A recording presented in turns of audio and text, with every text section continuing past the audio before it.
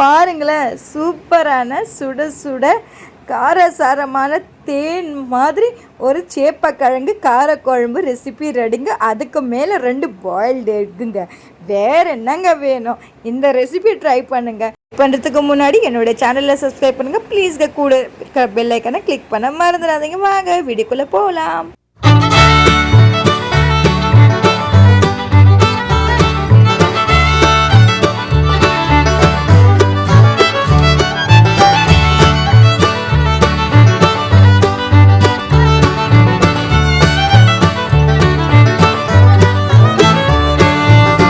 குழம்பு செய்கிறதுக்கு ஒரு மிக்ஸி ஜார் எடுத்துக்கோங்க.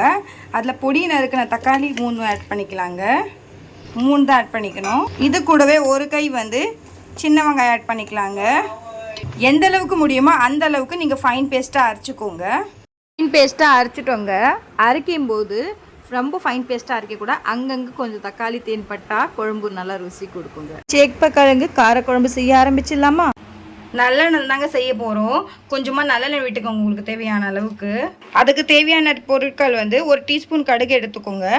ஒரு டீஸ்பூன் சீரகம் எடுத்துக்கோங்க. கொஞ்சமாக வெந்தயம் ஆட் பண்ணிக்கோங்க. அதிகமாக ஆட் பண்ணாதீங்க, கசப்பு தன்மை வந்துடும். இப்போ எண்ணெய் நல்லா காஞ்சிருச்சு. எண்ணெய் காஞ்சதுப்போ இந்த 3மே நம்ம ஆட் பண்ணிக்கலாங்க. நல்லா பொரிஞ்சிச்சிங்க. இந்த ஸ்டேஜில் நம்ம பூண்டு பூண்டு போட்டுக்கோங்க. ஒரு 7 பூண்டு போட்டுக்கோங்க. அடுத்து நம்ம சின்ன வெங்காயம் ஆட் பண்ணிக்கலாம். சப்போஸ் உங்கள்கிட்ட சின்ன வெங்காயம் இல்லைன்னா நீங்கள் பெரிய வெங்காயம் கூட ஆட் பண்ணிக்கலாங்க. பட் சின்ன வெங்காயம் ஆட் பண்ணி தான் பாருங்கள், நல்லா டேஸ்ட் கொடுக்கும். ஓவனில் கொஞ்சம் மீடியம் ஃப்ளேமில் வச்சுருங்க. மீடியம் ஃப்ளேமில் வச்சுட்டு வெங்காயம் வதக்கிற அளவுக்கு லைட்டாக உப்பு ஆட் பண்ணிக்கோங்க.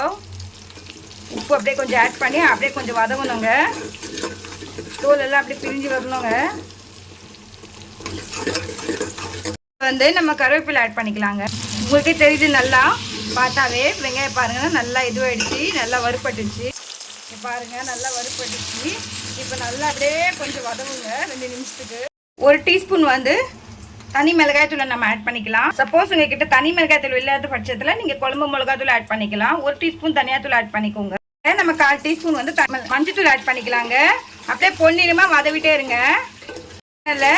லோ ஃப்ளேமில் வச்சு அப்படியே 2 நிமிஷத்துக்கு அப்படியே வதவிட்டே இருங்க. இப்போ நல்லா கொதிச்சிருச்சுங்க. வதவிச்சு வதவினதுமே அரைச்சி வச்ச தக்காளி இருக்குல்ல, நம்ம அதை ஆட் பண்ணிக்கலாங்க.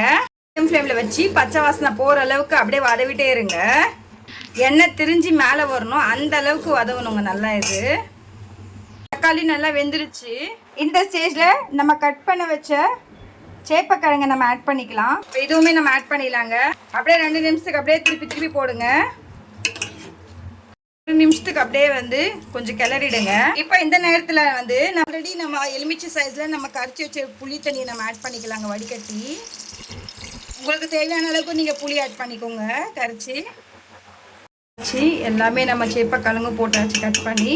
இப்போ இந்த நேரத்தில் இதை நம்ம கொதிக்க விட்டுடலாங்க. கொதிச்சிருச்சுங்க, பச்சை வாசனையும் போயிடுச்சுங்க. இந்த ஸ்டேஜில் உப்பு காரம் புளி இதெல்லாம் எப்படி இருக்குன்னு பாருங்கள். உங்களுக்கு தகுந்த மாதிரி நீங்கள் கூடிய குறைச்சோ அட்ஜஸ்ட் பண்ணிக்கோங்க. நம்ம வெல்லம் ஆட் பண்ணிக்கலாங்க. வெல்லன்றது ஆப்ஷனல் தான், உங்களுக்கு தேவைப்பட்டால் நீங்கள் போட்டுக்கோங்க. இதை போட்டால் கொஞ்சம் குழம்பு நல்லா ருசி கொடுக்குங்க, அதனால நான் ஆட் பண்ணிட்டேன். இப்போ 2 நிமிஷத்துக்கு கொதிக்க விட்டுடலாம். இப்போ இந்த ஸ்டேஜில் நம்ம ஆல்ரெடி வாஷ் பண்ண வச்ச கொத்தமல்லி ஆட் பண்ணிக்கலாங்க. இப்போ பாருங்க, சூப்பரான ருசிக்க நம்ம வீட்டு சேப்பக்கிழங்கு காரக்குழம்பு ரெடிங்க. வாங்க சர்வ் பண்ணிடலாம். இப்போ பாருங்க, சுட சுட வீட்டில் அரைச்ச நெல்லரிசி சாதங்க. அதுக்கு மேலே சாதம் சூடாக இருக்கட்டும், ஆனால் அதுக்கு மேலே காரசாரமான ஒரு சேப்பக்கிழங்கு இருக்கணும். அப்பதாங்க மாஸ். இதுக்கு மேலே பாயில்டு எக் போட்டால் வேற லெவலுங்க. நம்ம வீட்டில் இது தாங்க இன்னைக்கு பண்டிகை சாப்பாடு. இந்த ரெசிபியை கண்டிப்பாக ட்ரை பண்ணுங்கள். ஒரு தடவை நீங்கள் ட்ரை பண்ணிங்கன்னா மீண்டும் மீண்டும் உங்களுக்கு செய்ய தூங்குங்க. இந்த ரெசிபி பிடிச்சிருந்தா ஒரு லைக், ஒரு ஷேர், ஒரு கமெண்ட் பண்ணுங்கள். மறக்காம என்னுடைய ட்ரெண்டிங் சமையலுக்கு பெல் ஐக்கானை கிளிக் பண்ண மறந்துடாதீங்க. அப்போ நான் போடுற வீடியோஸ் உங்களுக்கு உடனுக்குனே போகும். இங்கே பாருங்கள், நான் மறுபடியும் காட்டுறேன். செம சூப்பராக இருக்குதுங்களா? இதில் சின்ன வெங்காயம் ஆட் பண்ணாதாங்க ருசி அப்படியே தனியாக ஒரு தூக்கி கொடுக்குங்க. சின்ன வெங்காயம் இல்லை அப்படின்னா நீங்கள் பெரிய வெங்காயம் கூட ஆட் பண்ணி போடலாம்.